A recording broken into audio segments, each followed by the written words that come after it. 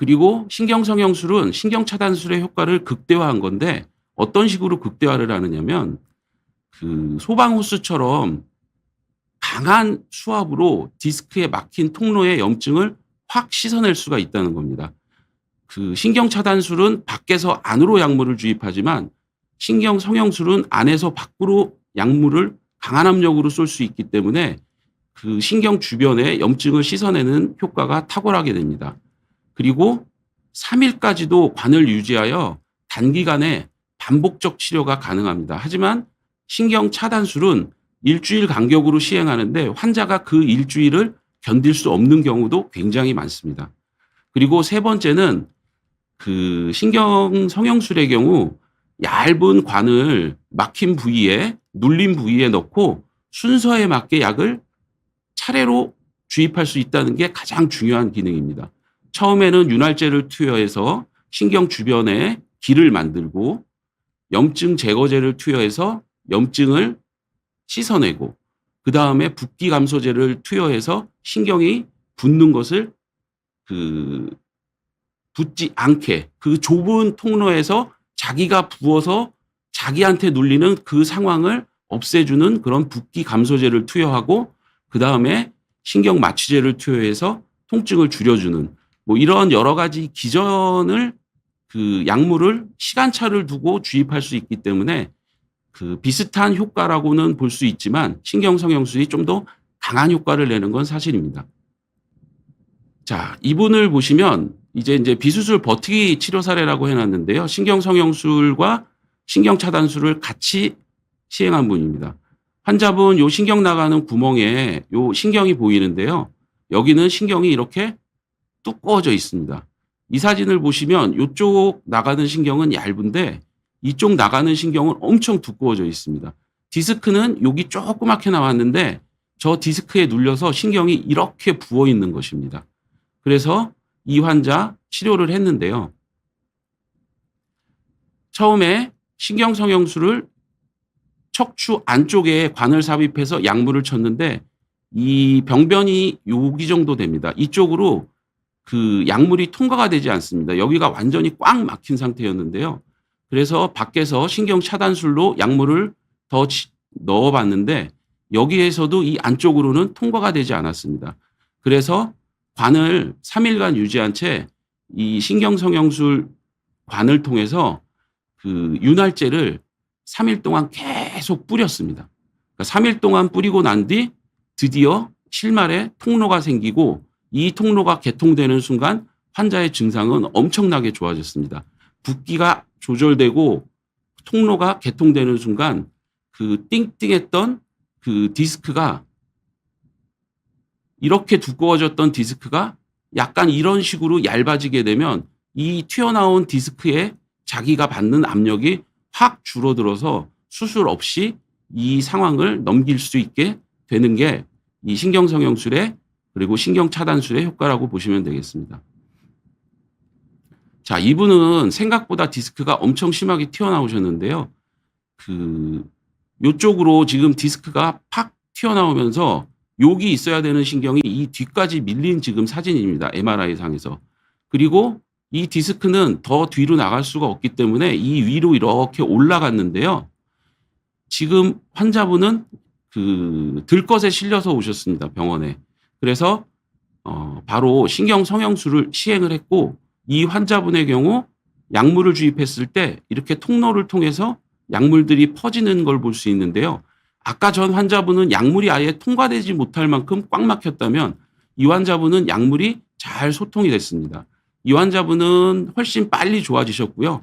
디스크 사이즈는 엄청나게 크지만 막 위로 기어 올라가서 엄청나게 많이 튀어나온 것 같지만 남아있는 공간에서 신경이 적응할 수 있게 해줌으로써 수술 없이 지금은 좀 편안하게 지내고 계십니다.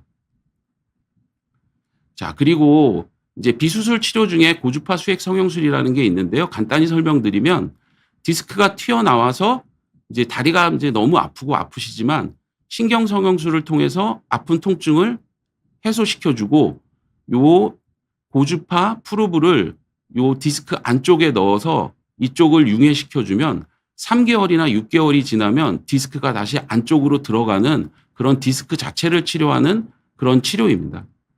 그래서 이렇게 튀어나와 있던 디스크가 3개월 후에 찍었을 때는 거의 없어진 이런 상황을 보실 수가 있습니다. 그런데 뭐 많이 모든 환자한테 시행할 수 있는 건 아니고 디스크가 찢어지거나 그러지 않고 그 막에 쌓여서 그냥 돌출됐을 때 우리가 할 수 있는 그런 치료법이라고 보시면 되겠습니다. 그러면 이제 수술 치료에 있어서 과연 맞춤형 치료라는 것은 무엇이냐? 이 환자분 같은 경우에는 디스크가 여기가 이렇게 튀어나오셨고요. 뒤에 있는 까만 인대가 이렇게 튀어나왔습니다. 그래서 여기가 이제 신경이 꽉 이제 찝힌 그런 상황인데요. 이분 같은 경우에 저는 이 디스크는 제거를 하지 않았습니다. 이 뒤쪽에 까만 인대만 제거를 해서 그 신경이 지나갈 길을 뒤쪽으로 넓혀만 드린 경우입니다. 이렇게 치료한 이유는 이 돌출된 디스크가 생각보다 심해 보이기는 하지만 여기에 구멍을 내고 이 디스크를 제거했을 때 이 반대편 디스크들이 그 디스크 제거된 쪽으로 이렇게 밀려 들어오면서 이쪽에 신경이 또 눌릴 가능성이 생기기 때문입니다. 제가 아까 설명드릴 때 오른쪽 다리가 아파서 수술을 했는데 환자가 금방 이제는 왼쪽 다리가 아프다고 오시는 분들이 대부분 이렇게 디스크를 이쪽을 이렇게 파서 제거해낸 환자들이 디스크가 이쪽으로 이동을 하면서 반대편은 건들지도 않았는데 신경이 찡기는 그런 현상이 발생하는 경우가 오른쪽을 수술했는데 오른쪽 나아졌는데 왼쪽이 아픈 분들이 그런 분입니다. 그렇기 때문에 이런 환자분들 같은 경우에는 디스크 환자지만 디스크는 제거하지 않고 길만 넓혀주는 신경공 확장술을 통해서 재발이 없는 그리고 또 반대편 증상이 발생하지 않는 이런 맞춤형 치료를 할 수 있다는 것입니다. 자, 그러면 뼈를 붙이는 이 척추체 유압술, 우리가 이제 심박는 수술이다. 이제 환자분들이 그렇게 얘기하는데요. 이런 심박는 수술도 그 환자의 나이, 상황에 따라서 잘 선택을 해서 해야만 그 장기간 괜찮을 수 있는 그런 수술이 될 수가 있습니다. 이분은 50세 남자분, 16년 전에 저한테 오셨었는데요. 지금 MRI를 보시면 하나, 둘, 세 마디가 꽉 막혔습니다. 그러니까 환자분은 허리도 아프고 다리도 여기저기 저리는 상태로 저한테 오셨고 이거를 깨끗이 그냥 한 번에 해결해 보고 싶다는 말씀을 하셨지만 저는 수술을 하시면 안 된다라고 말씀을 드렸습니다. 왜냐? 어느 한 마디가 굉장히 현재 안 좋아서 수술을 하면 그 반대편이 무너질 거고 조금 있으면 그 위에가 무너지고 조금 있으면 또 그 위에가 무너집니다. 그렇다고 해서 이거를 전부 다 수술해 버리면 이 세 마디가 한 놈이 돼서 이 괜찮은 이 마디와 싸움을 하다가 여기까지 또 망가지는 경우가 오게 됩니다. 그래서 저는 환자분한테 죽을 때까지 버티자라는 말로 아플 때 급성으로 아플 때 와서 주사를 맞든 그것만 줄이고 이거는 그냥 사시는 게 좋다. 이거 수술 한번 시작하면 뭐 5년마다 10년마다 계속 수술해야 되고 결국에는 수술한 후유증으로 그 허리 통증은 수술 전에 느끼던 그런 통증보다 훨씬 더 심해질 수 있다라고 말씀을 드렸습니다. 그리고 16년이 지나서 저한테 다시 오셨습니다. 얼마 전에.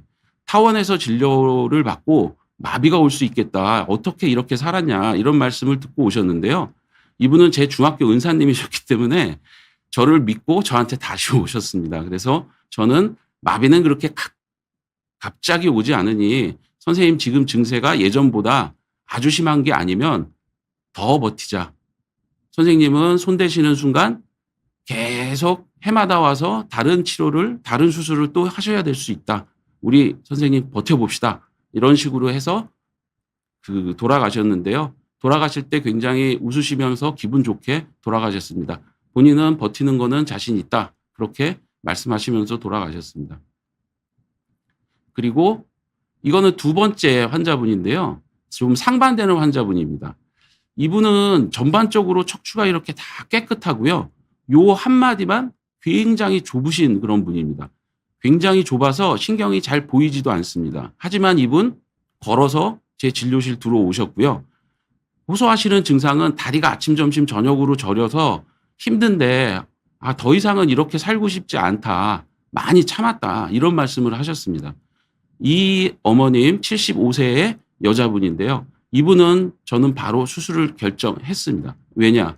이분은 75세의 나이에 그 인접 부위에 잘못될 만한 척추가 그렇게 나쁜 게 거의 없습니다. 요것만 해결해 드리면 편안하게 지내실 수 있고 나이를 봤을 때도 다시 수술하게 될 가능성이 거의 없는 상황이기 때문에 아까 전에 보신 제 은사님 사진 그분보다 훨씬 심하지 않지만 버티기를 추천드린 게 아니라 이분은 수술을 해드렸습니다.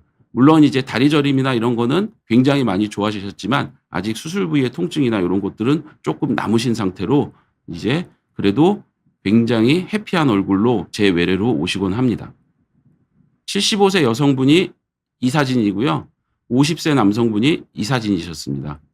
심한 환자분은 버티라고 그러고 저림만 있는 분은 수술을 선택한 이유. 그것은 미래를 예측하고 환자분이 5년, 10년 뒤에 어떠신 건가를 생각하고 내린 결정이었다고 생각해 주시면 감사하겠습니다.